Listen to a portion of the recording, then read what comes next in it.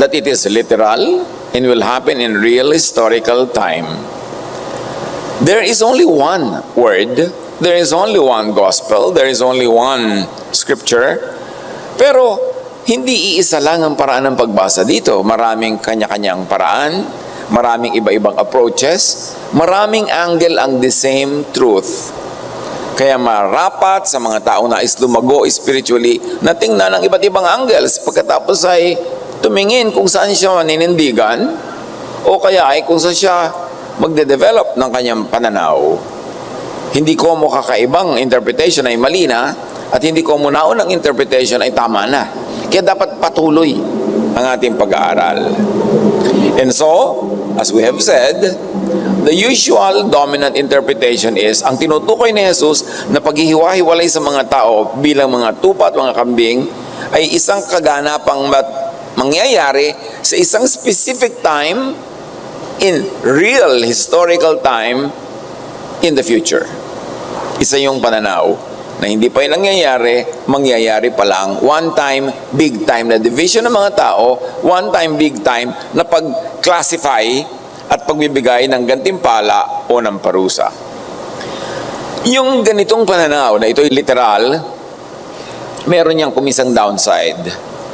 Attitudes and habits na nagiging bunga ng literal interpretation, pagpapabaya, pagpapatumpik-tumpik, procrastination.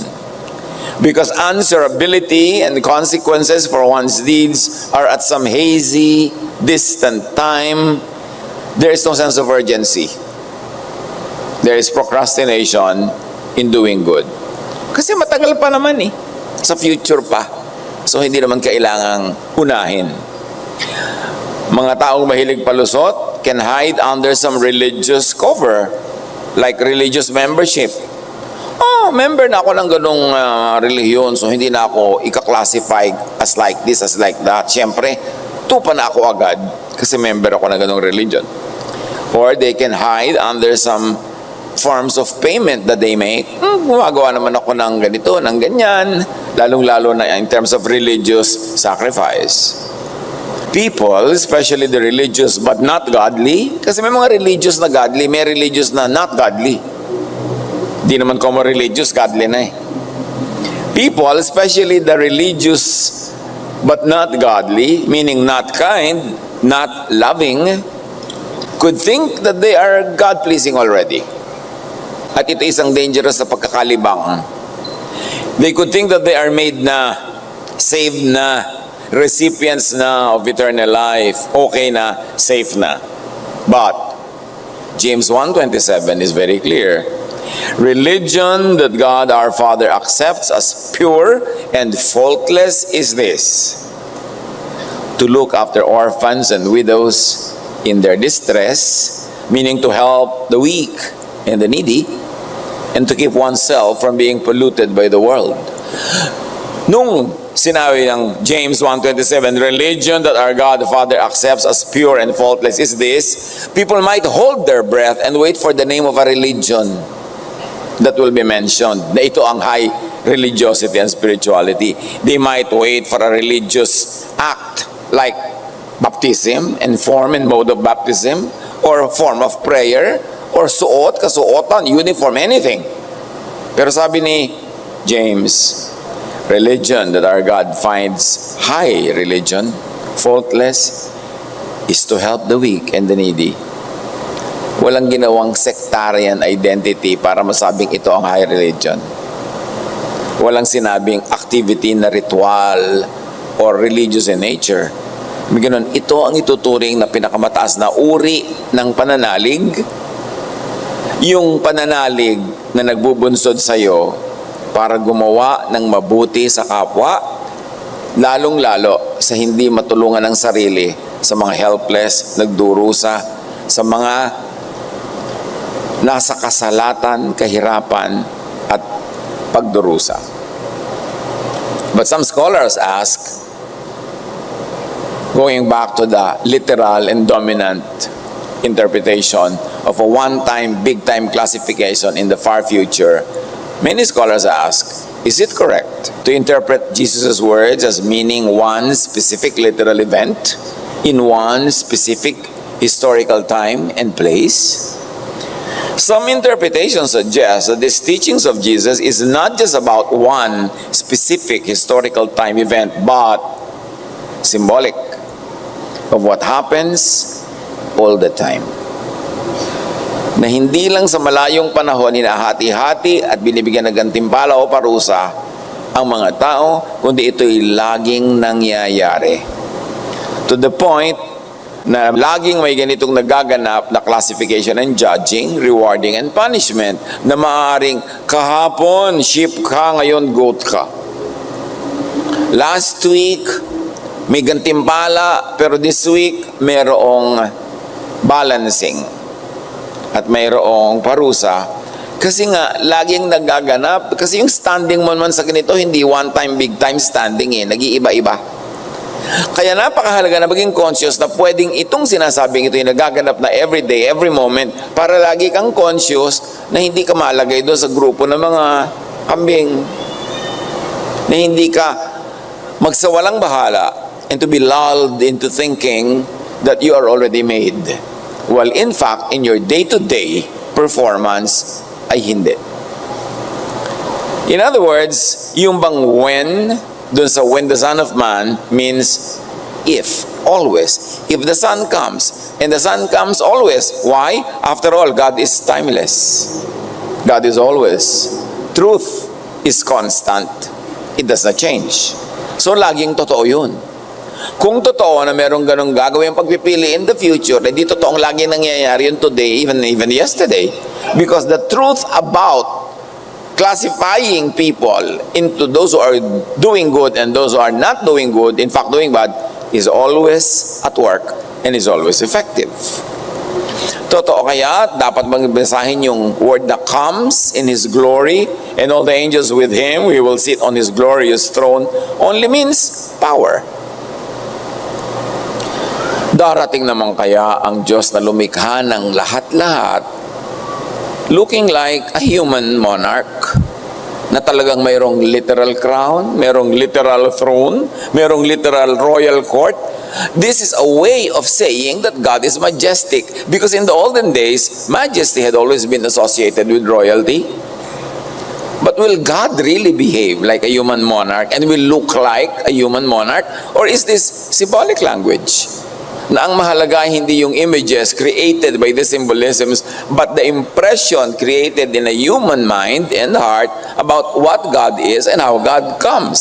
That God comes in majesty and power. Ang pinakamalapit lang kasing definition na pwedeng maintindihan ng mga tao is the majesty of human monarchs and kings. Pero hanggang danlong kaya ang majesty ng Diyos? Magsusuot kaya talaga siya ng koronang literal? Tulad ng ang mga taong bibiyayaan ng Diyos in the future ay susuotan ng mga korona, ito yung napakabait at maraming mabuti, hirap na hirap sa bigat ng mga koronang dadalhin nila. Literal kayang korona yun. O may kahulugan yun na, ibig sabihin, honor, recognition. Dapat pag-isip-isipan. Lalong-lalo yung mga traditional natin pagbabasa ng scripture at pag-i-interpret. At matapos mo pag-isipan, suriin at salain, kung gusto mo bumalik ka sa dati mong reading, di bumalik ka. But at least you give yourself the option to look at the other angles and from other angles para magkaroon ka ng mas mayaman, mas malawak na pag-unawa at pag-apply. Is the truth about all of those items that connote royalty and majesty is only just that this is truth reigns powerfully always, all the time, as human monarchs would reign and beyond. Siyempre, lampas pa ang Diyos sa mga human monarchs.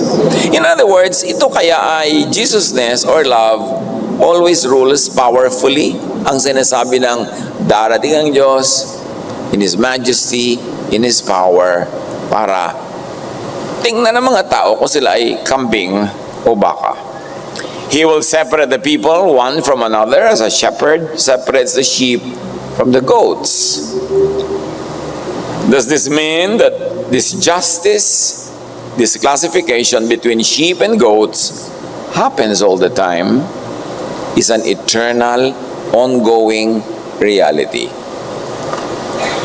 So, even just for once, let's try reading this teaching of Jesus in the context of the eternal, the ever-present now, not limiting it to a distant future. Matthew 25:33-36.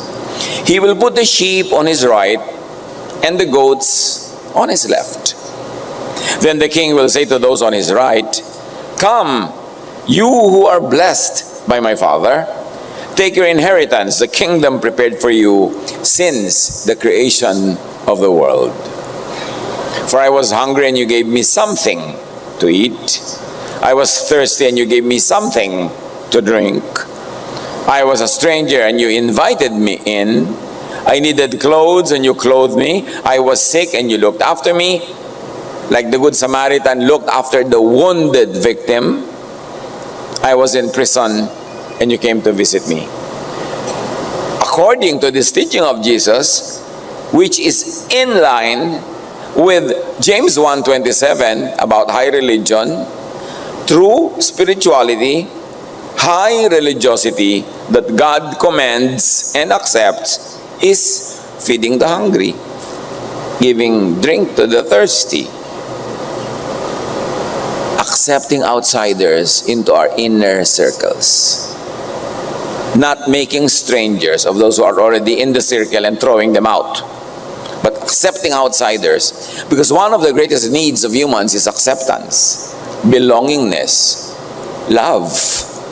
Pero kung minsan, the more religious you are, the more exclusive you become, lalo ka nagpupuwera ng mga tao. Pero si Jesus sabi niya, "I was a stranger, you accepted me in." Pagdalaw at pagtulong sa mga may sakit at bilanggo. Ano ang similarity ng mga may sakit at mga prisoners? Both of them don't have the freedom to help themselves. They don't have the mobility to gather for themselves what they need. So, you do that for them. And for Jesus, and also according to James, that is the kind of spirituality God loves. It is high religion. The standard in classification, how people treat one another, especially the weak and the suffering, how people love people's behavior. So ang talagang badge na isusuot mo is not a name of a secta or a religion. It's not a manner of how you worship or play music or what you wear, but it is how you love. It is your behavior towards those who are less, those who have less. Yung behavior natin towards those who have more, the powerful, the rich, hindi yun ang true gauge of our heart. Kasi lagi tayo magbe-behave well at magiging generous to those who can always give back to us. But true helping is what you do to those who cannot help you in return. True giving is what you hand over to people who cannot give back. So, syempre, kung king yung kaharap mo, ibibigay mo lahat. Kasi actually, baka employer mo yan o prospective employer mo. O meron kang gustong makatanggap sa kanyang favor. Pero anong gagawin mo sa taong higit ka sa iyong sukat? Yung kaya mo. Kakaya-kayanin mo ba dahil kaya mo? Aagawan mo ba dahil kaya mong agawan? Yun ang tinusukat. Anong ginagawa mo sa mas mahina sa iyo? Sa tingin mo ay hamak kaysa sa iyo.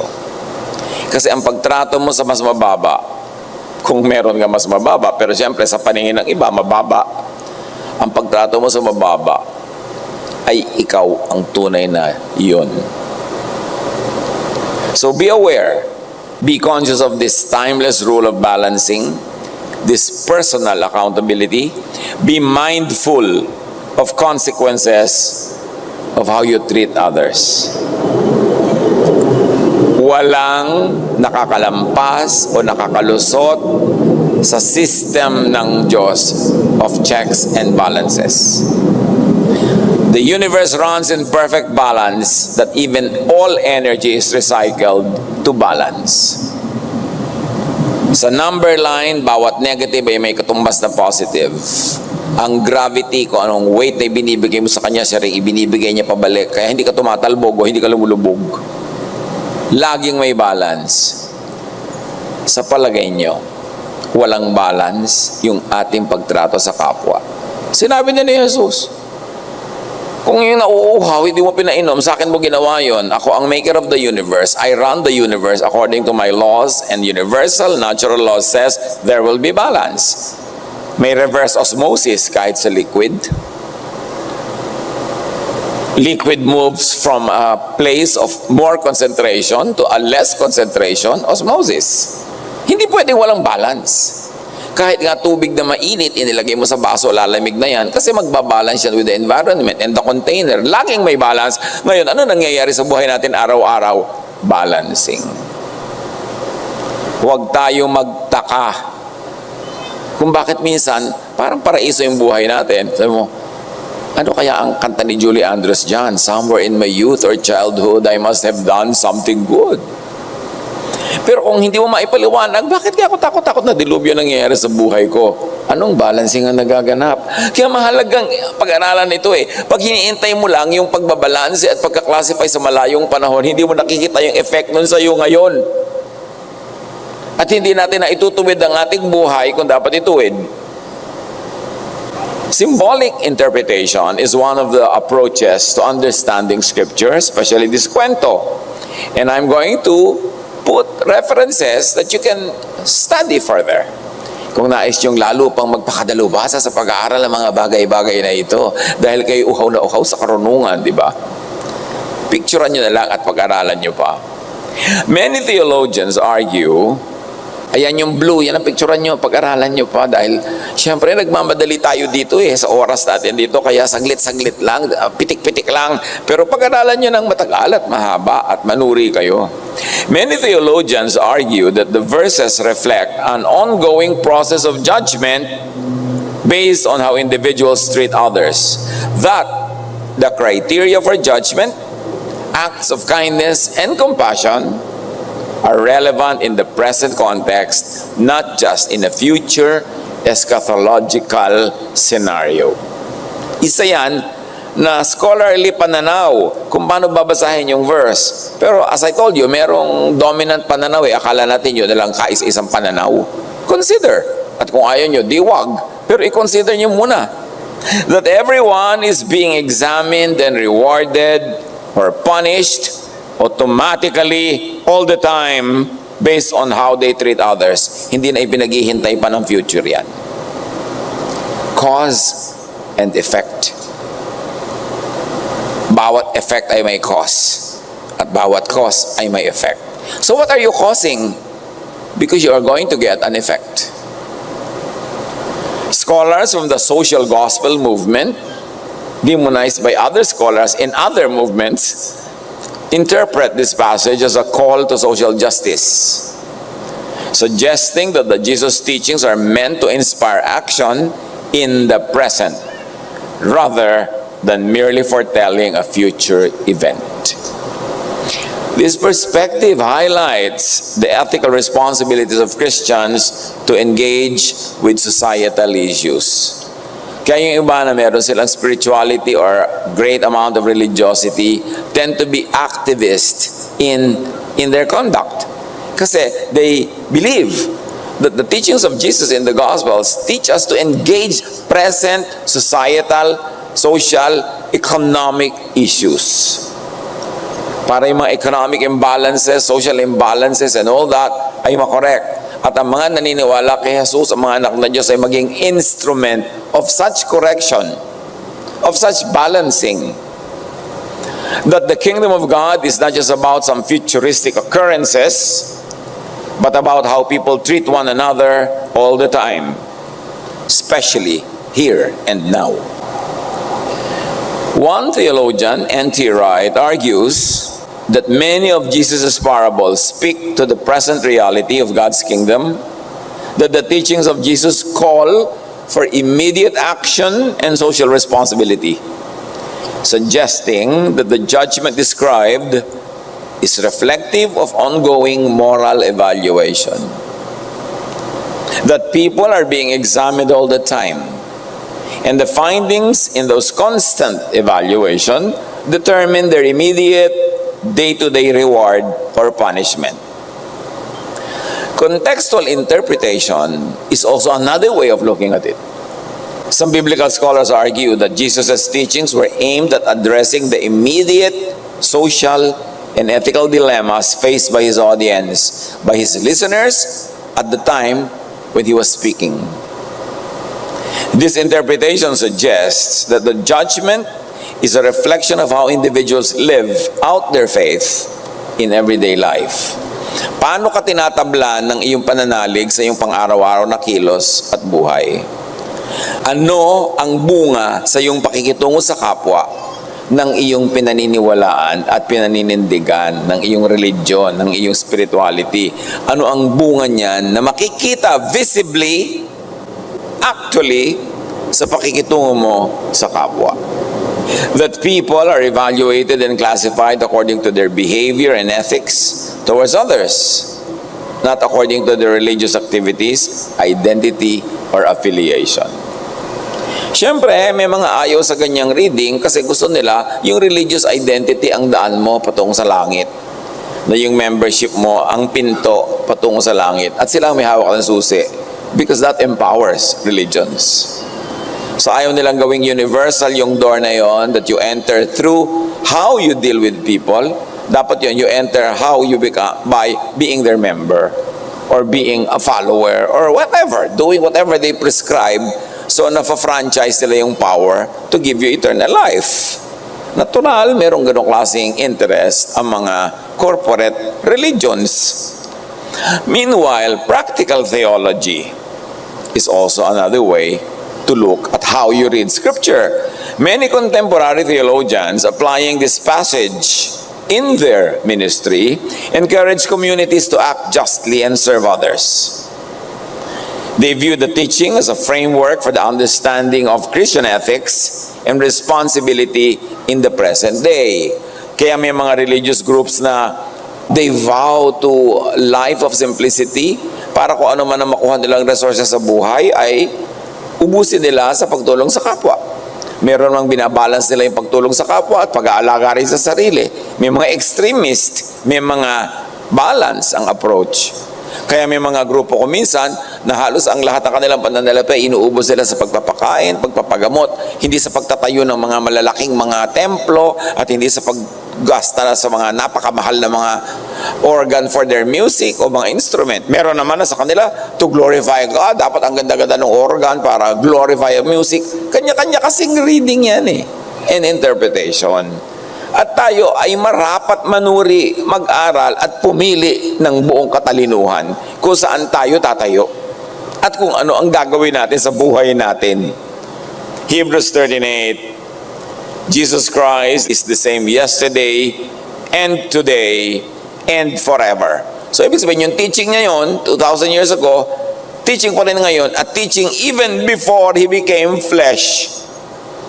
Because in the beginning was the Word. At nandun na siya. At nandun na ang kanyang diwa. In all cases, qualifications to be sheep, to be on the right side, to be blessed, feeding the hungry king, giving water to the thirsty. Ano man ang kahulugan nun, hindi naman to limited sa H2O. Basta pagtugon sa pangangailangan ng kapwa na hindi niya kayang makuha sa kanyang sariling effort, pero kaya mong ibigay dahil you are blessed with abundance. Or at least with excess above what you need for yourself. Receiving and accepting the foreigner, the outsider. Clothing the naked, the underdressed for the cold. Visiting and ministering to the sick, to the imprisoned, the convicted, the expelled, which literally is the isolated. Ang may sakit kasi at ang bilanggo ay pareho isolated. Natatanggalan sila ng power or liberty to fend for themselves. Kaya sabi ni Jesus, puntahan nyo Kasi hindi yan pwedeng lumabas para kunin yung kailangan niya. Hindi pwedeng bumangon sa kanyang higaan dahil may sakit siya. So puntahan nyo. Kayo ang may kapangyarihan na isubo sa kanya ang kailangan niyang kainin, ipainom ang kailangan niyang mainom. Kayo ang gumawa niyan para sa kanila. At kung gawin nyo yan sa kanila, ginagawa nyo sa akin. At kung di nyo naman gawin sa kanila, nakalista ang utang nyo na yan sa akin. At hindi lang kayo sisingilin in the future, kasi nga according to this interpretation of reading it and giving it a contemporary, a present-day application, nagaganap yan araw-araw. Kumpara kasi sa obvious king, syempre maraming gagawa ng ganito. Pero lahat pala, sino man, lalo yung mas hamak, na tinatawag ng king na kapatid niya, di lahat ng gagawin natin o ipagkakait, doon pumupunta sa king. Anong gantimpala? Hali kayo, mga pinagpala ng aking ama. Pumasok kayo at tanggapin ang kahariang inihanda para sa inyo mula pa nang likhain ang daigdig. Therefore, this idea, this truth, has always been eternal. It is timeless. It is always. Noon pa, ngayon, at bukas. Hindi bukas lang. Tawag ng hari, hali kayo. Meaning, pagpapapasok sa kaharian ng langit, pagbibigay ng kaharian ng langit. Isa pa yung malaking hiwaga. Ano ba yung kingdom of God? Ito yung kaharian ng langit na narito na, nakahanda na, available na mula pa noong una. So bakit ipaghihintay pa? What? Where is the kingdom of God? Nasa malayo ba ito na ilalapit lang? Kailangan may maglapit pa? O nasa malayo ba ito na pupuntahan pa? Luke 17:20-21. Once, on being asked by the Pharisees when the kingdom of God would come, kasi malaking issue yan sa mga Jew, kailan darating ang kingdom of God? At pag dumating yon, sino ang lagot? Sino ang mapalad? Paano ka mapapasama doon? Siyempre, hawak ng templo, hawak ng mga priest, ng mga teachers of the law and Pharisees, yung pinto. So, lagi nilang tanong at sinukat nila si Jesus. Jesus was tested. When will the kingdom of God come? Sabi sa kanya, ang malinaw na sagot, the coming of the kingdom of God is not something that can be observed, nor will people say, here it is, or there it is, because the kingdom of God is in your midst, within you, in or inside you. Lahat yan ay mga translation from the original language. Pag ang binabasa mo lang na Bible verse in your midst, hindi masyadong malinaw kung nasan yung kingdom of God. Nasa kalagitnaan ba natin? Nasa gitna ba ni ate at ni kuya? Nasa gitna ba ng 10 o 5 tao? Nandyan lang yan, pakalat-kalat. Pero pag sinabi ng within you, nasan kaya? So nandito pala, within me. Kung inside you, palinaw na ng palinaw. At sabi, ang kaharian ng Diyos ay nasa inyo. Wala yan sa mga alapaap, wala sa kabilang planeta, wala sa ilalim ng lupa o ibabaw ng bundok, dahil ang kaharian ng Diyos, meaning, ang paghahari ng Diyos. Yung kaharian ng Diyos, parang lugar. Pero pag nilinaw mo pa na ang ibig sabihin nun ay ang paghahari, it means a system. A way of life, a way of thinking, a way of behaving, that this kingdom is not an outside force, it is not an outside identity, it is not an outside geographical place, but it is the condition of your heart when God rules. When God is king in your heart, in your mind, you are the kingdom of God. The kingdom of God is in you. Hindi siya malayo, hindi siya kailangang puntahan, at hindi siya kailangang tawagin paparito, dahil noong pa man, available na yan sa lahat. Sa tagal lang, sa dami ng mga religious ideas na na-develop sa buong planeta, nagkaiba-iba ang pananaw, lumayo ng lumayo, and Jesus had to come in the flesh to remind people about what the true kingdom of God really is. And to be most raw about it, the kingdom of God, the rule of God in your hearts, is about how you treat others. The kingship, the reign in the kingdom of God is not some geographical place somewhere out there. It is not some panglabas or outside of the heart event that can be visibly observed and watched. The kingdom, the reign, the kingdom of God is not some definite, futuristic time phenomenon or kaganapan. Obviously, yun ang sinasabi eh. It is not like human geographical political kingdoms that pag binabanggit ang mga salitang throne, crown, royal court, etc., symbol of majesty rather than being literal. Ibig sabihin lang talagang kung ano ang power that we know and ascribe to the royals, yun ang power ng pagdating ng kingdom of God. And during the time when these words were being said and written, ang absolute power that people knew and were familiar with was human monarchies. Kaya yung mga symbol na yun, ginagamit. The kingdom of God is the kingship, the reign of God, meaning the reign of godliness, meaning the reign of love, because God is love, meaning the reign of peace and rest in a person's heart, all the time, anytime. You want to know if you are in the kingdom, or better yet, the kingdom is in you? Kasi sabi, thy kingdom come. Ibig sabihin, ang kingdom is about the king. So when you want the kingdom come, you want the king to come. And when you want your heart to be the kingdom of God, you want God to be the king in your heart. And when the king rules, you are the kingdom of God. At ano ang sukat?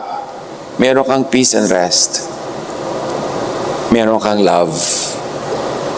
That you generally live in love and live to love. Itong patunay na pinaghaharian ka ng Diyos. Ngayon, napaka-religyoso mo, pero ubod ka naman ng bagsik, ubod ka ng sungit, ubod ka ng damot, ubod ka ng pakialamera, soplada, pintasera. Religious ka lang, pero hindi ka kingdom of God. Dapat malinaw. Hindi naman tayo para mang-uyam ng kapwa, kundi para manuri tayo ng sarili. Kasi akala ng iba, made na sila eh. Pero, totoo ba? Romans 14:17, for the kingdom of God is not a matter of eating and drinking, meaning it's not a matter of religious ritual or diet or identity, but of righteousness, of peace and joy in the Holy Spirit. That the kingdom of God is not about outward religiosity, but it is the condition of your heart. Enjoy God's kingdom and reign, peace and joy, here and now. Huwag nyo nang hantayin pa sa malayong panahon. Enjoy it all the time by receiving it through God, from God, through personal righteousness. Your righteousness does not save, but it is an evidence that you have really accepted Jesus and His teaching. And that righteousness is not religious righteousness, but ethical righteousness towards others. Yung righteousness na yun is not yung moral perfection, which is impossible. But yung righteousness na yun is how you deal with others in the right way that Jesus wants you to deal with others. It is in doing good to others, especially the weak and the needy. Matik naman to do good to the powerful eh, di ba? Sensible naman na mag-invest in doing good to the powerful. Hindi yun ang sinasabi, but to do good to the weak. Because when you do it to the weak, you do it to God. Believing in and accepting Jesus and Jesusness, that is salvation. But as we have said, what does it mean to believe in Jesus? To believe in His teaching, and His central teaching is love. So when you believe in love, and that belief takes its fruit in you being loving, then you are saved by your faith in Jesus. Hindi sa formula faith, hindi sa formula prayer. Those formula prayers are helpful only when they become the entry point into a deeper understanding of what faith is and what about Jesus we believe in. Kailangan natin ulit-ulitin kasi sa katagalan na ang people join mga kung ano-ano, mga retreat, mga prayer, mga kung ano-ano activities, and they are made to believe that they already believe and accept Jesus, pero hindi naiintindihan. Kaya ang sukatan, loving ka ba? What do you do to and with the weak? Para mas dumali-dali ang ating pag-unawa kung saan tayo nakatayo. The kingdom of God is Matthew 11:28.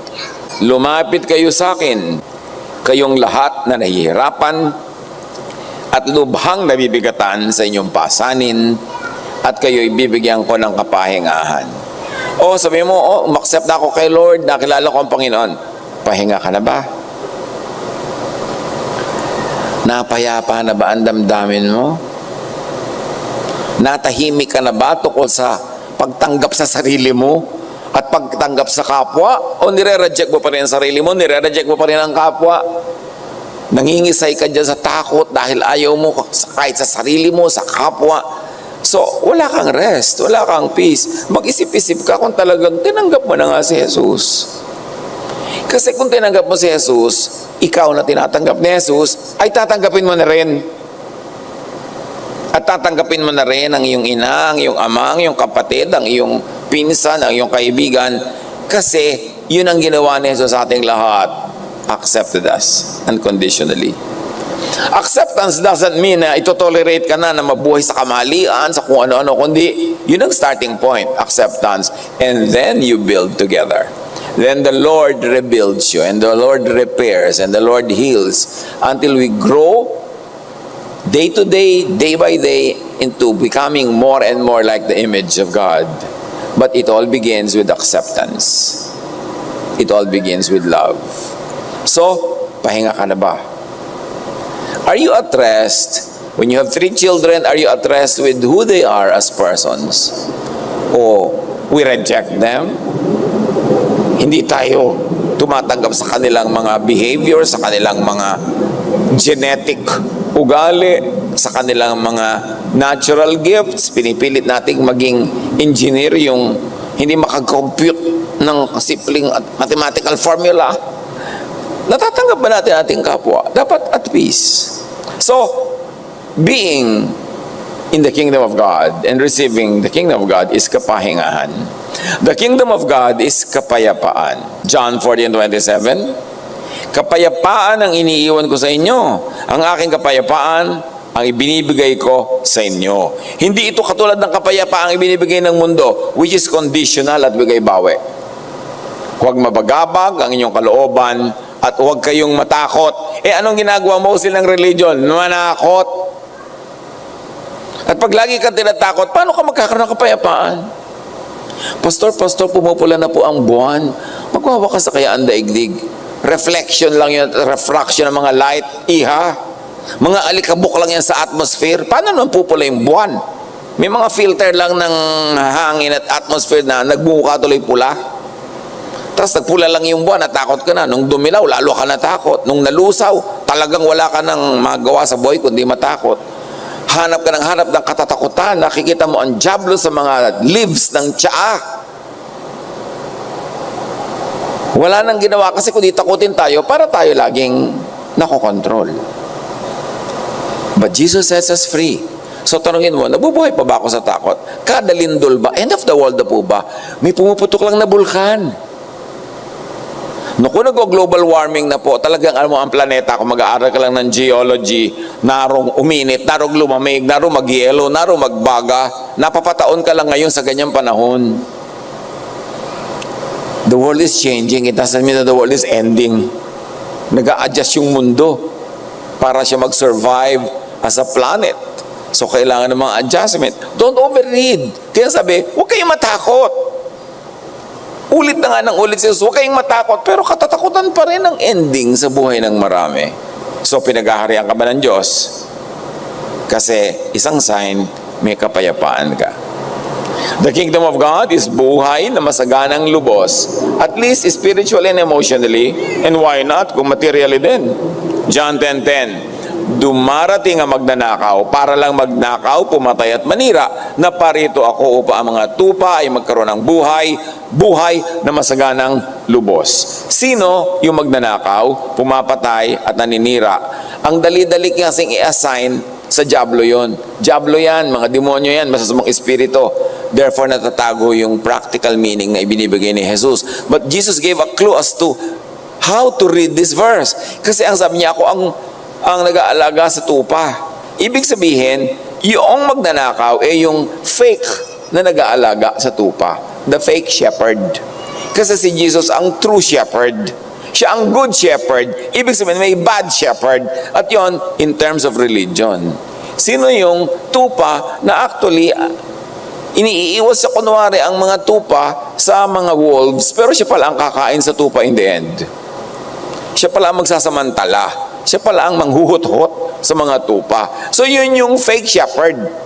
At ang mga fake shepherd, dahil laging nananakot, lagi nang kokontrol, sila yung nagnanakaw, sila yung naninira, dahil tinanakaw nila yung kaligayahan, yung kapayapaan, at sinisira nila yung peace of mind, para lang sila makapag-control ng tao.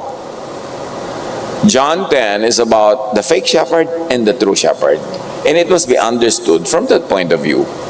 So receive the kingdom of God, meaning Jesus or Jesusness, which is receive rest, peace, and a full life by doing good to others, especially the weak and the needy. The kingdom of God is eternal, ever-present, open, available. Matthew 25:34, hali kayo, mga pinagpala ng aking Ama. Pumasok kayo at tanggapin ang kahariang inihanda para sa inyo mula pa ning likhain ang daigdig. Inialok na ni Jesus noon pamang panahon niya. Hindi exclusive and limited lang ito to a specific future time. In fact, retroactive ang effect niya if you're going to look at it from another angle. Ang kaharian ng paghahari ng Ama ay bukas at matatanggap mula pa ng likhain ng daigdig sa lahat ng panahon para sa mamuhay ayon sa dati ng katuruan at pag-ibig ng tunay na Ama, na muli lamang ihahayag at ipinaliwanag ni Jesus. In other words, nung pa yan, lumang turo na yan, pero nakalimutan, and Jesus had to come to remind people about the reality of God's teaching, which is really about love. Because by the time that Jesus became flesh, that Jesus was sent to teach, ibang-iba na ang paniniwala ng maraming tao tungkol sa Diyos. Diyos na masungit, Diyos na galit, Diyos na lagi nagpaparusa. Kaya ibinilik ni Jesus, hoy, ang Ama ay maibigin, mapagpatawad, at mapagtanggap. Kaya sinong pumatay sa Kanya? Ito yung mga religious leaders na mahilig magparusa, mahilig magpuwera, at mahilig magpahirap sa mga tao. The kingdom of God is about people's fairness and kindness to one another. It's about social justice. It's about the reign of love and goodness among people. It's about the love of God revealed in and articulated by Jesus.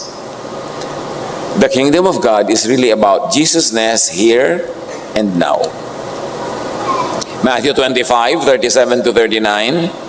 Then the righteous will answer him, Lord, when did we see you hungry and feed you, or thirsty and gave you something to drink? When did we see you a stranger and invited you in, or needing clothes and clothe you? When did we see you sick or in prison and go to visit you? Hindi nila alam. Hindi nila matandaan kung kailan ito ginawa sa hari. Kasi wala naman talaga silang nagawa ng ganon na hari. Matthew 25:40, the king will reply, truly I tell you, whatever you did for one of the least of these brothers and sisters of mine, you did for me. Nang gawin ninyo ito sa pinakahamak sa mga kapatid kong ito, sa akin nyo ito ginawa. Tinawag ng hari ng mga kapatid ang mga hamak. At kung ang hari ay tatawag sa mga hamak na kapatid, sino naman tayo para hindi sila tawaging kapatid din? Sino naman tayo para magmataas at ituring na sila ay mas mababa kaysa sa atin? Pare-pareho lang naman tayong tao. Anumang buting gawin sa mga kapuspalad ay itinuturing na ginagawa sa hari, ginagantimpalaan agad, hindi lang in some futuristic time. Nagbubunga agad sa buhay ng tao, sa kalooban, sa espiritu, sa emosyon, sa isip. Agad. Kung ano ang trato ng tao sa kapwa, ay siya ring magiging trato ng langit sa kanya. Siya ring magiging buhay niya sa kasalukuyan. Proverbs 11:25, a generous person will prosper. Whoever refreshes others will be refreshed. Matthew 6:3-4, when you give to the needy, your Father will reward you. Luke 6:38, give and it will be given to you. For with the measure you use, it will be measured to you. 2 Corinthians 9:8, and God is able to bless you abundantly, so that in all things, at all times, having all that you need, you will abound in every good work. So you are blessed beyond the level of your need, beyond survival level, so that whatever is in excess is really meant for you to share with others. James 2:13, judgment without mercy will be shown to anyone who has not been merciful. Kaya ang tanong agad natin, have I been being merciful or not? Ginagawa natin ang ating ngayon at bukas sa pamamagitan ng mga ginagawa natin sa ating kapwa. Matthew 25:41, then he will say to those on his left, depart from me, you who are cursed, into the eternal fire prepared for the devil and his angels. Remember, as we read these verses, we should also consider that many of these would also be metaphorical in value and in observation and in application. The meaning of eternal fire is pregnant with many possibilities. It is hotly debated by theologians and is another big study altogether, which is not our mission and task at the moment. Matthew 25:42-45, to continue with the narrative. For I was hungry, and you gave me nothing to eat. I was thirsty, and you gave me nothing to drink. I was a stranger, and you did not invite me in. I needed clothes, and you did not clothe me. I was sick and in prison, and you did not look after me. So yung palang giving nothing recorded. I remember, some decades ago, may magkapatid.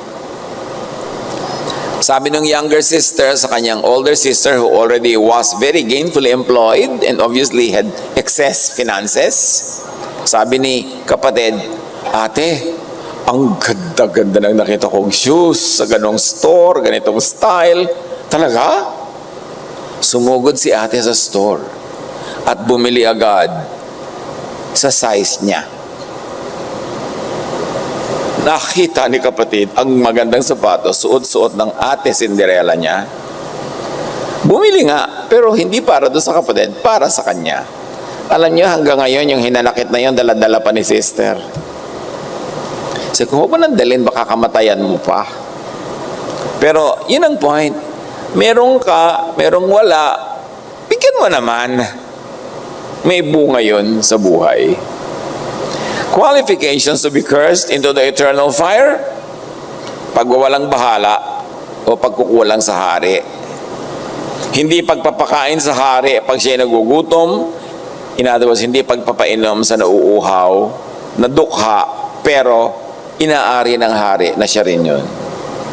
Hindi pagpapatuloy sa dayuhan, hindi pagdadamit sa hubad at nagiginaw, hindi pagdalaw sa may sakit o nakakulong. Mga kapatid, ang pagdalaw sa may sakit, lalo't yung sakit ay mahaba at patuloy, hindi lang yan one time. Hindi ko mo nakapunta ka na, parang okay na. 3 buwan pa, nasa ospital pa rin. Bumalik ka naman. Hindi minsan ka lang nag-abot dahil nangangailangan sila, tama na, parang nasatisfy mo na yung minimum requirement. Depende rin kasi sa degree, sa length ng mga paghihirap ng kapwa, yung exposure natin sa kanila. Hindi na ceremoniously na iligtas mo na yung sarili mo para lang masabing nakapunta ka na, pero hindi mo na binalikan, kailangan pang balikan. Napaka-importante ang pagdalaw sa mga nakakulong din. Kasi nga, wala silang kakayahan. Matthew 25:44, they will also answer, Lord, when did we see you hungry and thirsty, or a stranger, or needing clothes, or sick and in prison, and did not help you? Wala silang alam o matanda ang pagpapabaya sa hari. After all, sino namang matinong tao ang magpapabaya sa hari? Siyempre, pag may hari ang may sakit, marami nagre-regalo, marami dumadalaw. Kaya ngayon, pag ang namatay ang hari, lumuluwa na yung buong punerarya sa dami ng bulaklak. Hanggang kalsada na. Tapos yung dukha, isang everlasting lang ang nakalagay. Doon ka dapat maglagay kasi nga wala ka bulaklak doon. If ever it means something to you to give flowers. Pero to give to somebody na excessive na nga yung kanya, doon ka pa magbibigay. Ano yun? Bakit? Kaya sabi, kailan man namin ginawa sa inyo yan? Pinagkaita namin kayo? Siyempre, hindi namin gagawin. Matthew 25:45, He will reply, truly I tell you, whatever you did not do for one of the least of these, you did not do for me. Ang lahat ng pagpapabaya at pagkakait, ang hindi pagmamahal at pagkalinga sa mga hamak at kapuspalad ay itinuturing na hindi rin pagmamahal sa Ama at may consequence. Sino-sinong hamak o kapuspalad or biktima ang iyong binabaliwala? Let's be personal. Magkanya-kanya lang tayo. Huwag yung siko ka na siko sa katabi mo, ikaw yan, ikaw yan. Yung sarili mo tingnan mo, ilabas mo yung compact mo, ako to. Sino-sino ang binabaliwala natin? Recorded yan, alam yan. Sino-sino ang ating pinagkakaitan? Sino-sino ang hinahayaan nating magutom o mauhaw? Or worse, hindi lang natin hinahayaan magutom, tayo pa ang gumugutom. Hindi mas doble yung pananagutan natin. Sino ang hinahayaan nating hubad? Or worse, hinuhubaran pa nga natin. Hinuhubaran pa natin ng damit, ng saplot, ng dangal, nang dapat ay kanya, may consequence yan. Baka kaya lumalakad yung nunal mo sa mukha dahil consequence. So, tingnan. Sino ang hinahayaang mag-isa sa bilangguan, sa karamdaman, sa labas? Ipasok natin. At kung hindi sila makapasok, lumabas ka at puntahan mo siya. Napakahalaga. Sinong ina-isolate natin? Tayo ba ay nagpupuwera pa ng puwera na nga? O kumakalinga tayo sa outsider? Alam niyo, bawat pamilya may outsider yan. Bawat kumpanya, bawat workplace may outsider. Dumadagdag ka ba sa pagiging isolated niya? O gagawa ka ng paraan para naman siya pumasok sa circle ng mga tao para siya feeling wanted and loved or at least accepted? Ang mga pang-araw-araw bang pagkakasadlak ng tao sa so-called eternal or daily fire ay dahil sa mga pagpapabayang ito. Ang mga nagaganap ba sa ating buhay ngayon ay bunga lang ng pakikisama natin sa kapwa. Hindi malayong isipin kasi yun ang sinabi ni Jesus eh. Yun ang example niya. At mabuti ka siya mismo ang nagkwento niyan, hindi iba. Paanong hindi ka lang nagpapabaya, kundi ikaw po mismo ang nagkakait? I don't want to accuse you, but I want us to look at ourselves. So these are suggestive questions para itanong natin sa ating mga sarili. Ikaw pa ba mismo ang gumugutom, umuuhaw, naghuhubad, nagbibigay ng karamdaman? Yung pagdating mo, nai-infection siya. Pagdating mo sa buhay niya, lumulungkot. Pagpasok mo sa eksena, nagkaka-stress or tension. Tingnan natin kung gano'n ang gifts natin. Kung gifts na matatawag yun. Suriin naman natin kung anong effect natin sa buhay ng iba. Na dapat tayo blessing, hindi curse. Tayo ba nagpupuwera? Ang mga pang-araw-araw bang pagkakasadlak ng tao sa eternal or daily fire ay dahil sa mga pananadya na ito? Hindi lang papabaya, kundi pananadya. Matthew 25:46, then they will go away to eternal punishment, but the righteous to eternal life. And again, eternal means forever. It means it's not only in the future, it's also in the present, and it's also in the past. Kaya nga siya eternal. So, suriin natin. Matuto naman tayo, bakit lagi na lang akong bigo? Bakit lahat na lang ng negosyo ko nalulugi? Bakit lahat na lang na pag-ibig ko na nasisiro? Hindi naman coke. Bakit lahat na lang ng gawin ko nabibigo? Baka may kinalaman ng pakikitungo mo sa kapwa, hindi mo lang naiisip. Kaya natin pinag-iisipan ngayon. Para lang tayo mag-isip-isip. Humahantong ang non-love or unlove sa eternal fire sa walang hanggang pagdurusa. Sa pagdurusang panghabang panahon, nagsisimula na agad at nananatili ito araw-araw. Apparently, there's a way to look at it that way. Dito hahantong, liban na lang ang tao ay panganak, isilang na muli, o magbagong loob, maging bagong nilalang, para maiba ang takbo ng buhay. To be born again is not only to join a religious group or to say a formula prayer, but to change one's mind about God, about God's teaching, which is love, and about how you do it in your life. John 3:3, sumagot si Jesus, tandaan mo, ang sinasabi kong ito, malibang ipanganak na muli o ipanganak mula sa itaas, ang isang tao, hindi niya makikita ang paghahari ng Diyos. Jesus replied, very truly, I tell you, no one can see the kingdom of God unless they are born again. They are born from above. In other words, the real applied meaning of the being born again is to change one's attitude, to change one's mind. And when you change your mind, your life changes.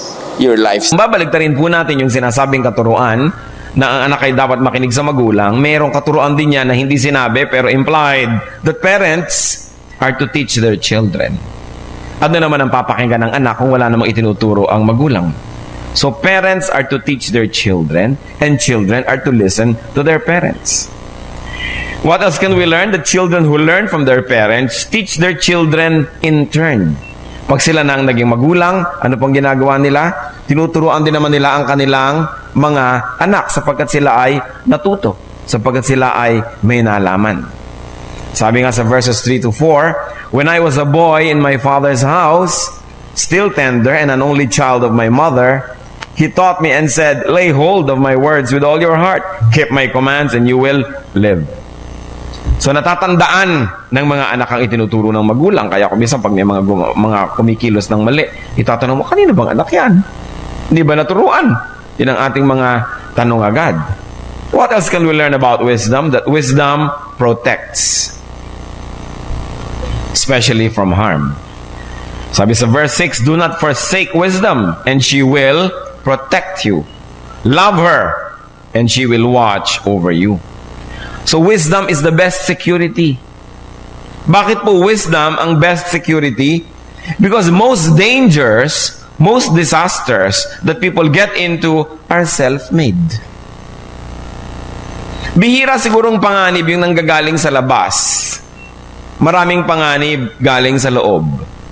Nalalagay ang tao sa panganib dahil siya ay pabaya, dahil siya ay hindi maingat, dahil siguro siya ay palaaway, dahil siguro mahilig siyang umimbento ng gulo, dahil hindi niya iniingatan ang kanyang sarili, ang kanyang kalusugan. So, siya ang number one niyang kalaban.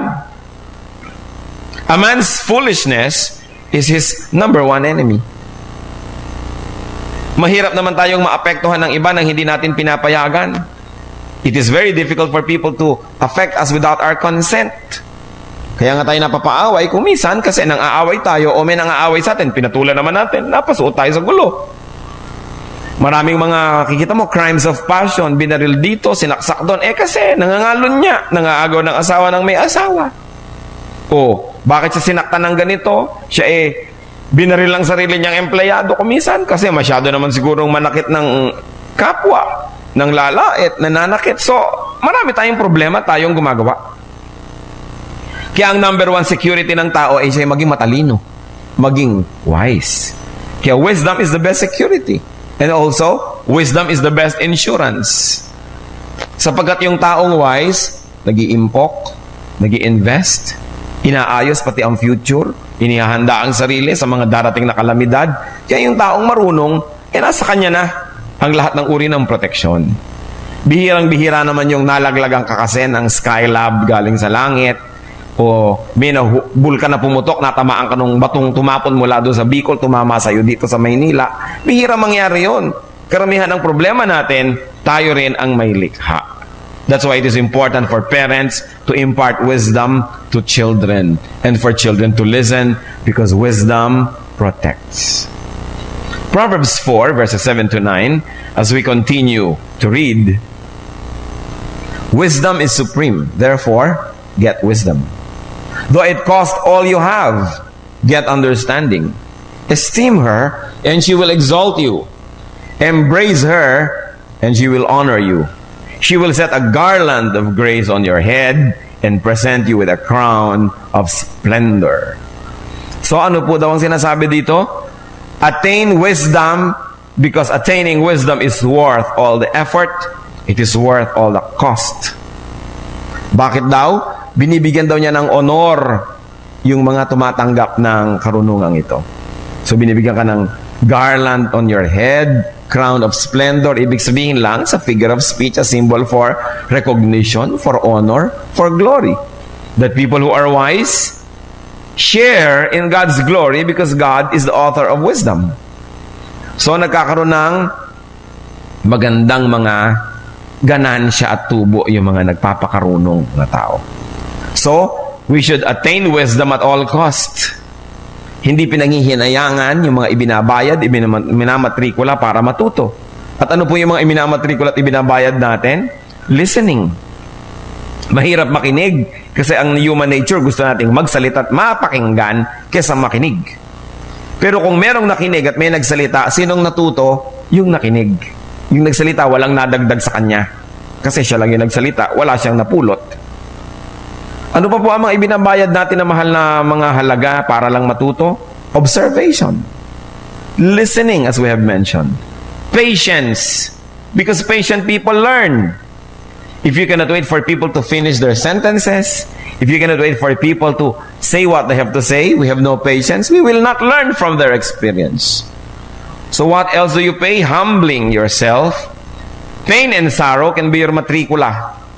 Minsan meron kang pagkakamali, nasaktan ka, yun ang naging bayad mo sa pagkakamali mo, pero natuto naman. Alam niyo po, hindi naman siguro masyadong repulsive yung nagkakamali tayo. Pero hindi naman yung paulit-ulit the same mistake over and over and over again. Yung nagkakamali ka minsan, 2 beses, nangyayari sa tao. Pero hindi pa ulit-ulit na pagkakamaling yun na lang yun na parang hindi na tayo matuto. Maraming tuition fee to have wisdom, but it is worth it. At kung tayo pipili ng isa sa mga dapat nating willing na ibayad para matuto, listen, be quiet, be still, and be patient. Because sabi nga sa Desiderata, even the dull and the ignorant, they too have their story. Kung makikinig lang tayo sa karanasan ng bawat isa ay merong maituturo sa atin, lalo na yung may mga edad, kaya pinapahalagahan natin ang mga magulang, yung may mga edad na, kasi maraming karanasan. There is nothing like being taught by experience. Hindi po yung teorya lamang, mga ideya lamang sa school, mga hula, mga tsamba-tsamba, kundi yung karanasan. Napakahalaga talaga nun. Kaya pasalamat tayo kung mayroong nakakatanda sa atin na nagtuturo, nagtsatsaga. Huwag tayong akala mo naging impatient na ayaw natin makinig. Lalo yung mga nag-aral sa mga paaral, nakala alam na nilang lahat. Kala mas marunong pa sila sa mga magulang nila, kung may mga magulang na hindi nakapagtapos sa formal education. Pero ang karanasan, ang pinakamabuting guro. Kaya tayo nakikinig dyan. At kung itutuloy po natin ang pagbabasa sa Proverbs 4, 10 to 12, sabi niyan, listen, my son, accept what I say. And the years of your life will be many. I guide you in the way of wisdom and lead you along straight paths. When you walk, your steps will not be hampered. When you run, you will not stumble. So ano pa po ang napapala natin sa wisdom, mga kapatid? Wisdom lengthens life. Nagpapahaba daw ng buhay ang karunungan. Maaaring ito'y pagpapahaba ng dami at bilang ng mga taon ng ating buhay sapagkat yung matalinong tao, hindi nakikipag-away ng di kailangan, kumakain ng tama, namumuhay ng tama, natural hahaba ang buhay. At ano pa po? Maaari rin naman na yung lengthening of life does not always mean number of years, but the quality of your life. Na yung taong marurunong, alam natin na ma-appreciate kahit yung ganda lamang ng sunrise, yung ganda ng sunset. Na-appreciate natin yung mga araw na payapa at tahimik. Nagpapasalamat tayo sa Panginoon. Na kahit tayo kuminsan nararatay sa karamdaman, tayo'y nakakapagpasalamat dahil nagkakaroon tayo ng oras magpahinga, makapiling ang Diyos at makaulayaw siya ng halos ay tuloy-tuloy at walang patid, lalo't walang dumadalaw sa atin. In other words, wise people are able to see the beauty of every moment. Therefore, though they may have short number of years in terms of life, there is so much life in their years that, in other words, they have a long life also. At saka yung mga wise people, maraming nako-cover. Parang mahaba ang buhay. Halimbawa, mag-high school ka, tinapos mo ng 4 na taon, sa 4 na taon, marami ka nang na-cover. Kung 3 taon na, nando ka pa sa first year, para namang agsin ang buhay mo dahil humahaba ang mga taon, yung pa rin ang yun ang pinag-aaralan mo, yung pa rin ang alam mo, parang maiksi, hindi ka umaasenso. Kaya yung wise people get the most out of life. That's why it is important to be always wise. Let's go on, Proverbs 4:13 to 17. Hold on to instruction. Do not let it go. Guard it well, for it is your life. Do not set foot on the path of the wicked or walk in the way of evil men. Avoid it. Do not travel on it. Turn from it and go on your way. For they cannot sleep till they do evil. They are robbed of slumber till they make someone fall. They eat the bread of wickedness and drink the wine of violence. So may tinuturo na naman dito ang wisdom. Do not join the wicked in their ways. Huwag makikisali sa gawain ng mga masamang tao. Huwag gagawa at sasama sa mga masamang gawain ng mga tao. Bihira naman po yung makikita nating taong masama siya all the way. Kadalasan meron siyang mabuti. May tama rin sa kanya. Kaya tayo'y nalilibang at napapasama rin tayo pati sa mali niyang ginagawa. Kaya selective tayo. Pag yung tao mabuti, kasama natin siya sa ginagawa niyang mabuti, hindi ibig sabihin sasama tayo sa lahat ng ginagawa niya kahit may mga bahagi na doon na hindi mabuti. Kinakailangan, itinuturo, sabi, anak, huwag kang sasama sa mga gumagawa ng masama. Of course, there is also another unsaid there, mga magulang. Paano natin sasabihin sa mga anak natin na huwag kang sasama sa gumagawa ng masama kung nakikitang gumagawa tayo ng masama? O kaya, there is another unsaid. Pag sinasabi natin huwag kang sasama sa gumagawa ng masama, dapat nagbibigay tayo ng alternative, ng choice, na meron tayong itinuturo at ibinibigay sa kanilang pagkakataon na makasama sa paggawa ng mabuti. It is not enough that you should stop children from doing wrong, but you should also guide them and lead them and provide them with avenues so that they could do what is right. Halimbawa, pag sumasaway tayo ng bata, ginigiba niya halimbawa ang isang bagay, hindi lang sasabihin natin, huwag mong sirain yan. Dapat binibigyan natin siya ng ito, buuin mo ito. Kasi pipigilin mo yung bata sa paggawa ng ginagawa niya, wala ka namang ibibigay na ibang gagawin, di pagtalikod mo, itutuloy na naman niya yung ginagawa niya kasi wala tayong ipinalit. Kaya mahalaga, may ipinapalit po tayong tama. Kaya pag pinipigil natin na isang tao, tumigil ka ng paggawa ng masama, bigyan natin ng magagawang mabuti. Kaya nga sa church, tayo po ay hindi tumitigil ang kaiisip ng mga magagawa ng mga tao. Hindi lamang dahil gusto ng church na gamitin ang mga tao at pakinabangan sila, hindi po. Although that is not bad because we are serving the body of the Lord. But many activities of the church are meant not only to use the people, but so that the people would do something good so that they have a choice and they will be able to stop doing something wrong. Halimbawa, tatanungin ko kayo kung wala kayo sa church ngayong minutong ito, ngayong oras na ito, kung di kayo nakikinig ng salita ng Diyos at sumasamba sa oras na ito, ano kaya ang ginagawa nyo? Kaya pinupuno natin ang activities ang mga anak ng Diyos. Meron tayong midweek activity, merong prayer, merong worship maghapon, merong pagtulong sa mahihirap, merong mga medical missions tayo, meron tayong mga pag-develop ng ating mga talent, may mga artistic pursuits, meron tayong mga pag-aaral, at nang maubos ang oras natin sa paggawa ng tama. Because if the devil finds you idle, he will put you to work. And an idle mind is the devil's workshop. Kaya mga youth, tinatantad natin ang activity. Sige, tumugtog kayo dyan, mag-practice kayo, mag-concert kayo, mag-drama kayo. Para una, natututo sila sa kanilang ginagawa. At pangalawa, hindi sila nakaka-oras na magpakalat-kalat sa mga sulok-sulok at gilid-gilid. Dahil, nilikha tayo ng Diyos na talagang mahilig may gawin. Dahil ang Diyos, nakita nyo, pagbukas ng tabing, unang kabanata ng Biblia, anong nakita natin na ginagawa ng Diyos? Nagtatrabaho. Kini-create niya ang mundo, inaayos niya ang lahat. So 6 days siya nagtrabaho, 7 nagpahinga. Ganun din, kapag tayo nilikha ng Diyos sa kanyang wangis, mahilig din tayong may gawin. Ngayon, yung mga bata na walang magawa sa bahay, wala kayo kasing pinapagawa. Wala silang trabaho, wala silang responsibilidad. Dilipad ng lipad, naiinip, nabobor. Pag tinanong mo, kumusta ka? Bored. How is life? Boring. Walang magawa. Bigyan nyo ng magagawa. Hindi niyo ba napansin? Karamihan ng mga taong naging kay titino, kayo husay, magagaling, mga achievers. Yung nung bata sila, tinambakan ng mga magulang ng gagawin. Yung nag-aaral lang at gumagawa ng assignment, nag-aalaga pa ng kapatid, naglalaba pa. No? Yung mga andami-dami, maglilinis pa ng bahay, uuwi pa ng bahay, magpapakain ng baboy. Pagkatapos at saka pa lang makakapag-aral.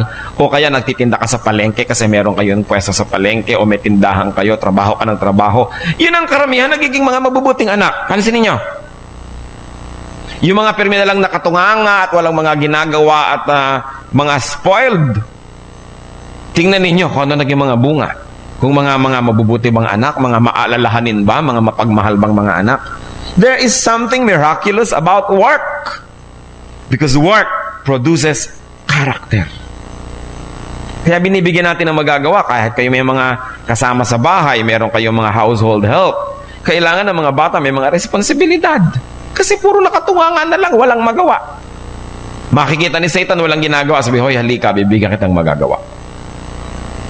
Kaya dapat po umaattend tayo ng mga church activities. Yung pagod na kayo para kayo mga pinukpok na dalag pag uwi niya sa bahay, tulog na kayo. Ang taong tulog, hindi na nagkakasala pa.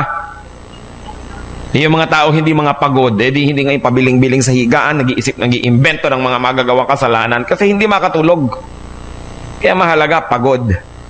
Kumusta kayo? Kayo po ba involved sa mga church activities? Aba, ang church na ito hindi na uubusan ng activities na ino-offer sa lahat ng taong willing na may gawin. Pero nasa sa inyo pa rin yun kasi hindi naman kayo pwedeng pilitin. It's a free country. May free will tayo. Diyos man hindi namimilit sa atin. Kaya kahalaga, wise ang tao. Sabi niya, aba, meron palang activities ang church. Kailangan akong sumali. Una, kasi kailangan ako dyan. Pangalawa, kasi kailangan ko yan. Importante. So, do not join the wicked in their ways. There's another way. Proverbs 4:18 to 19. The path of the righteous is like the first gleam of dawn, shining ever brighter till the full light of day. But the way of the wicked is like deep darkness. They do not know what makes them stumble. What can we learn? Righteousness gets better over time. What do we mean? Tulad daw yan ng bukang liwayway, habang tumatagal, mas gumaganda, mas lumiliwanag. Hindi tulad ng paglubog ng araw, patagal ng patagal, pawala ng pawala, padilim ng padilim. Ang mga mabubuti daw pong gawa ay parang bukang liwayway. Naranasan niyo na ba na meron kayong ginawang mabuti pero hindi kayo na-appreciate agad? Hindi kayo naunawaan agad? Pero pag tagal-tagal ng panahon, naunawaan nilang tama pala yung ginawa ninyo, mabuti pala. Habang tumatagal, mas na-appreciate kayo, mas gumaganda yung inyong record. Pero nasubukan niyo na bang makagawa ng mali, na sa biglang tingin, akala nila maganda. Pero pag tagal, na-discovering mali pala, papangit ng papangit. Katulad halimbawa yung mga nasasangkot dyan sa mga scams, sa mga racket, Sa biglang tingin, ang ganda, pero habang tumatagal, nalalaman mo, hindi pala, papangit. Pero yung nag-i-invest sa tama, habang tumatagal, tumutubo, nakikita mong maganda. At ganyan daw po ang righteousness. It gets better over time. Kaya mabuti na i-impart natin sa ating sarili, sa ating mga anak, sa ating nakakabata sa atin, sa mga tinuturuan natin, to be righteous. Righteousness is not always instantly and readily appreciated, but it's like the sunrise. Hindi pwedeng iwasan ang pagkalat ng liwanag. At pag kumalat yon, nakakaalam-alam kung ano ba talaga ang ano dahil maliwanag. Kaya mabuti po ang itinuturo natin sa ating mga anak, sa ating sarili, puro paggawa ng matuwid. Sapagkat ang paggawa ng matuwid, habang dumadaan ang oras, lalo kang nabibistong matuwid ka pala. Lalong nalalamang tama ka pala, na prove that you are right. Therefore, it is a good investment. What is a bad investment in life? Wrong deeds. Lahat ng paggawa ng mali, pangit na investment yan. Halimbawa, may bata, minaltrato nyo ng maliit. Kung maliit pa siya, hindi naman siya nakakapag-isip na minamaltrato siya. Hindi niya uunawaan na inaapi nyo pala siya, na siya pala pinagkakaitan ninyo ng mga mabuting bagay. Pero pagdaan ng panahon, parang sunrise, liwanag ng liwanag ang isip niya, malalaman niyang inapi nyo pala siya, kinawawa nyo pala siya. Kaya haharap din kayo sa kanya pagdating ng panahon. Kaya mabuting investment yung paggawa ng mabuti. Walang paggawang mabuti ang nasasayang. Kaya ano pong itinuturo natin sa mga bata? Gumawa ka ng mabuti. Hindi yung smart ka kasi isahan mo yung kapwa mo, dayain mo, manalo ka ngayon pero bukas malalaman nilang hindi ka pala matuwid, talo ka rin bukas and forever. Gumawa ng tama. Isa yan sa mga isang pinakamagandang maipapamana natin sa ating mga anak. Kahit sa biglang tingin, sa panukat ng mundo, mukha tayong natalo, mukha tayong talunan, pero tama ang ginawa mo, imposible ka maging talo because righteousness is what God is all about. And God is on our side. So righteousness gets better over time. Proverbs 4:20-22. My son, pay attention to what I say. Listen closely to my words. Do not let them out of your sight. Keep them within your heart, for they are life to those who find them and health to a man's whole body. So wisdom promotes physical health. Tulad nga ng nabanggit na natin. Napakarami nagang sakit ang nakukuha sa smoking. Gaano karami bang wisdom ang kailangan ng tao para niya ma-realize na yon ay masama sa kanyang katawan? Bakit patuloy pa rin niyang ginagawa? Kahit nga mga advertisements na nagbabayad ng mahal, sa dulo, sasabihin pa rin, government warning, cigarette smoking is bad for your health. The same parties that advertise their product will say at the end that it is bad. Gaano karaming karunungan ang kailangan ng tao para ma-realize na hindi siya dapat manigarilyo? Kung yun mismong nagpo-promote na nun, ay sinasabi yun dun sa dulo. Tanungin nyo nga katabi nyo kung naninigarilyo pa. Naman, no? Gaano karami pang katuruan ang kailangan natin para lamang matigil yon dahil alam nating masama sa kalusugan. Sasabihin po nung iba, ba't yung mga matatanda sa Ilocos gagabinti pa ang tabako? Di ba? Pero baka yun na lamang yun at saka walang chemical. Siguro yung mga tabako nung araw na binibilot nila, hindi katulad ng mga inilalagay na chemical ngayon. Pagkatapos, ang kinakain naman nila nun, organic. Marami pa ibang factor sa buhay, siguro nagpalakas sa katawan nila na wala sa ating lifestyle ngayon. Kung meron man sila naging mga proteksyon ng araw, nun yun, wala na yun ngayon. Nadagdagan pa yung mga pollutants, so humina lalo ang katawan natin. So hindi tayo mabubuhay ng ganun kahaba dahil gabinti ang sigarilyo nyo. Gaano ka hirap maisip na drinking too much, yung mga tao na sobrang natunaw na ang atay sa dami ng ininom na alak. Tapos may nag-i-start pa. And you know what really never ceases to confound me? Wala pa tayong nakitang naging drug addict na tumino ang buhay. Puro nangangayayat, nagkakahumpak-humpak ang mga pisngi, nananakawan ng mga sariling magulang at asawa at anak, nagkakandabangag-bangag ang utak, nawawala ng trabaho, nasisira ang negosyo, ang diskarte. Pagkatapos, meron pa rin ngayong nag-uumpisa sa drugs. Sa dami na nang nakita nating nagkandawasak-wasak, di pa ba sapat? Kaya wisdom promotes physical health. You only have to look at what people do and what happens to them as they do this, as they do that. Kita nyo kung gaano tayo kamahal ng Panginoon, hindi lang yung kaluluwa natin dun sa eternity ang iniisip niya, pati yung katawan natin ngayon. Because the Lord likes us to have life and have it abundantly. Hindi yung basta buhay ka lang pero halos naman nakabiting ka sa balag ng alanganin. Kundi buhay ka, malusog, masaya. Yun ang gusto ng Panginoon. Proverbs 4:23 to 27. Above all else, guard your heart, for it is the wellspring of life. Put away perversity from your mouth. Keep corrupt talk far from your lips. Let your eyes look straight ahead. Fix your gaze directly before you.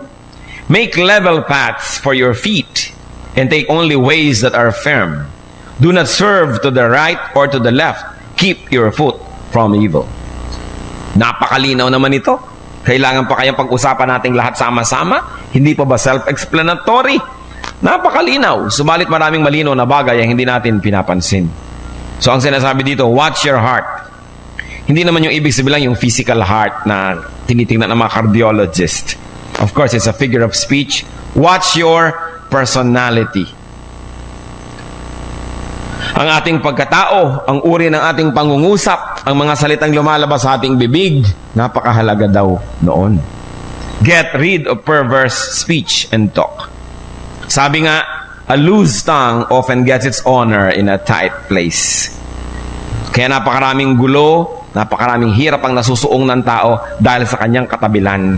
Dahil sa kanyang mga pagsasalita, pamimintas kay ganito at kay ganyan, pagsasalita ng mga masasakit, napapasuong tayo sa gulo. At sinabi, fix your eyes on what is ahead. Focus on what is ahead, focus on the future, focus on godly goals. Huwag nang magdrama-dramang bukid sa mga nakaraan, sa mga sentimiento de asukal nung araw. Tama na, get on with life. Sabi, focus on what is ahead. Kasi kung nasayang na nga ang ilang taon nyo nung nakaraan dahil umiyak-iyak kayo, dahil kawawa kayo, tuwing inaala-alala nyo pa yon, nadadagdagan pa yung nasasayang kasi yung oras ngayon na ginagamit nyo sa pagmumukmok, nasasayang na naman, dumadami ang inyong kalugihan. Sabi, get on with life. Lahat ng tao merong nadaan ng mapait, masakit, mahapdi, pero kung babalik-balikan nyo yan, hindi nyo papatawarin yung mga taong nagkamali sa inyo, nagiging kayong mga bilanggo ng nakaraan. So be free, look ahead and get on with life. At ang sinabi pa, watch your walk. Importante yung sinasabi dyan na watch your walk. No? Ang sinasabi dyan ay take only the ways that are firm. And I want to focus on this very important message. Take only ways that are firm.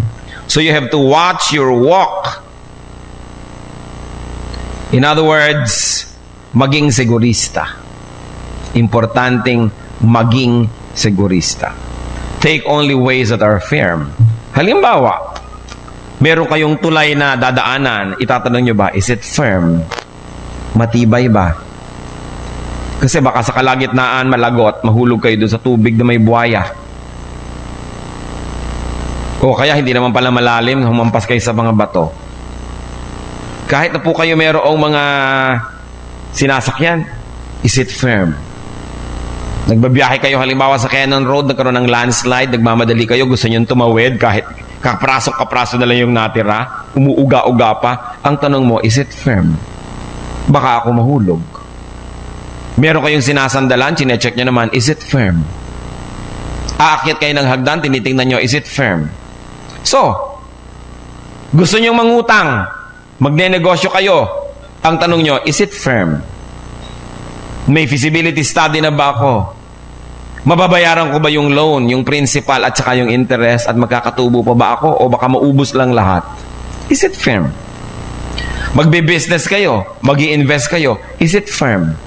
O baka naman magtatayo ako ng negosyo, yung uso lang ngayon, next week may iba na namang uso, so hindi na mabibili yung negosyo ko. Is it firm? Ilalagay ko ba doon yung mga savings ko or not? Alam niyo naman lalo sa ating bayan, uso-uso. Pag umusong inihaw na manok, bawat kanto may inihaw na manok. No? Pagka umuso yung mga sagu-sagu, meron lahat yan.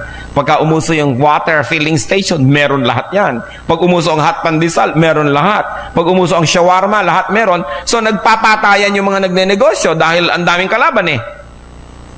So bago ka makiuso, itatanong mo sa sarili mo, is it firm? Will this fad last? O gusto nyo mag-asawa, ang tanong nyo, is it firm? Ano yung firm? Yung pag-ibig ko. Mahal ko ba talaga yan? Pag na-discovery ko ba kung anong itsura niya sa alas 2 ng umagang walang nakaguhit na kilay, gusto ko pa. Pag naamoy ko na ba yan talaga ng husto at kung maghilik pala yan ay parang bumubulwak na bulkan, gusto ko pa ba? So is it firm? Biruin ninyo, itatalin yung buhay nyo tapos hindi pala firm. Eh bakit mo pinapakasalan yan? Kasi hula. Ang una daw dadaang nakapula, yun na ay nakapula eh. So itatanong nyo, is it firm? Magpapautang kayo, is it firm? Makakabayad ba yan? O kung hindi makakabayad, gusto kong tulungan, bibigyan ko na lang dahil baka hindi makabayad, mahiya sa akin, hindi na magpakita na walang pa ako ng kaibigan. Is it firm? Magtitiwala kayo, ipagtitiwala nyo isang bagay, is it firm? Kung minsan may mga ina, iniiwan ng mga anak nilang babae kung kani-kaninong kamag-anak sa bahay para alagaan. Are they firm? Mapagkakatiwalaan ba sila na may inaalagaan silang mga batang, mga inosente? O baka imomolestyan nila? Is the decision firm? O mag-asawa, maghiwalay muna tayo sandali, mag-Kuwait ka muna at ako'y mag-Saudi. Pero, is it firm? Firm ba ang ating commitment sa isa't isa? O baka naman ako'y nearest is dearest? Baka pag nalungkot na ako, kahit sinong dumaan, yun na. So, firm ba?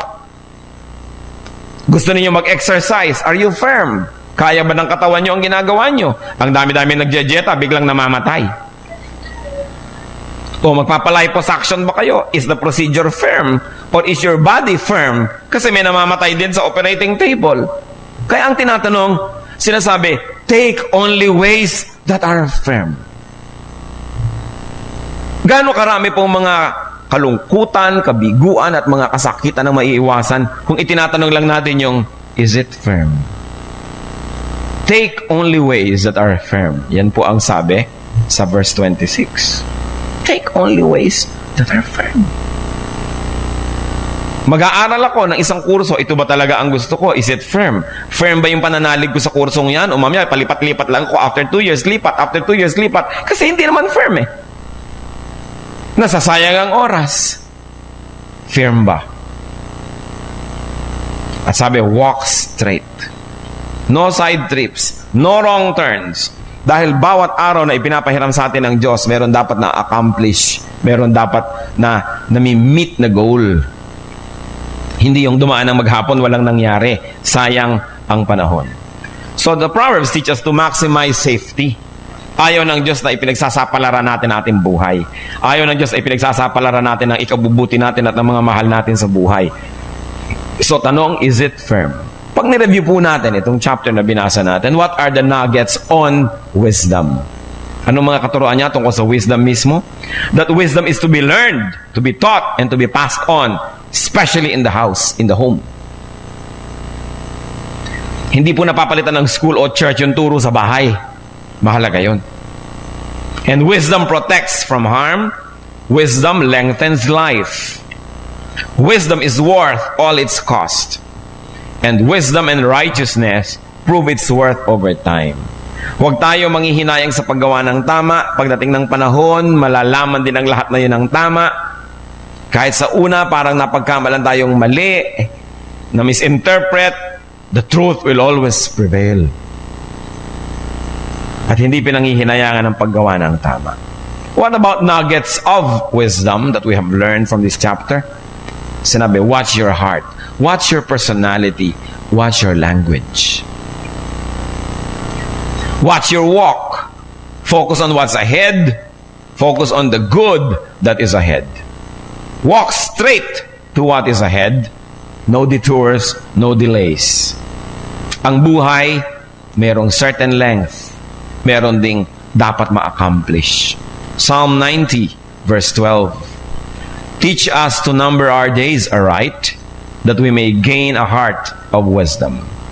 So turuan nyo kaming bilangin ang mga araw, to count the days, but more than to count the days, to make the days count. Huwag masayang ang panahon. And do not walk with wrongdoers. If we don't want our loved ones to walk with wrongdoers, we should provide them with something right to do. At tayo man, we don't want to walk with wrongdoers, humanap tayo ng iba na those who do the right, and we should walk with them. So what new wisdom are we learning? Kasi sabi, dapat we are continuously learning. Hindi dapat na yung utak natin nakakatulog na parang ayoko na mag-aral tapos ang pag-aaral ko mula nung nagkolehiyo ko, tama na. Pero ang buhay ay isang paaralan. We should never stop learning and we should never stop teaching. Hindi ko may edad na tayo, hindi na tayo mag-aaral, hindi na tayo makikinig sa iba, hindi tayo makikinig sa nakakabata sa atin. Kasi may mga alam din yan na hindi natin alam. We should never stop learning. Yan ang ating tungkulin sa Diyos na nagbigay sa atin ng utak na dapat ay laging pinapakain ng bagong karunungan. Kasi hindi naman yan may empacho. Napakaraming kayang ilaman ng utak natin. According to studies, wala pa daw 3% ng capacity ng utak ng tao ang laman ng utak. Marami pang pwedeng ilaman. If you are wise and your ways are wise, your life will be better over time. Kaya itatanong din natin sa buhay natin, pabuti ba ang buhay natin o palala? Kasi kung tayo po ay wise, pabuti ng pabuti yung buhay. Hindi naman laging payaman ng payaman, pero ang sinasabi, pabuti ng pabuti. Kahit na yung health natin, hindi naman laging palakas ng palakas kasi natural, humihina pag tumatanda tayo. Pero yung ating perception, yung enjoyment natin ng life, yung kahulugan ng araw-araw, pabuti ba? It's important. Is your way worth appreciating? Do people appreciate you more over time? Because if people don't appreciate you more now than before, ibig sabihin, noong time na before, wala kang itinanim na mabuti, kaya hanggang ngayon, hindi pa rin umuunlad ang pananaw nila tungkol sa'yo. Nakita niyo po yung mga magulang natin na gumawa ng mabuti sa atin. Kumisan, pag bata ka, teenager ka, hindi mo na-appreciate, naiinis ka. Puro utos, puro turo, puro sermon.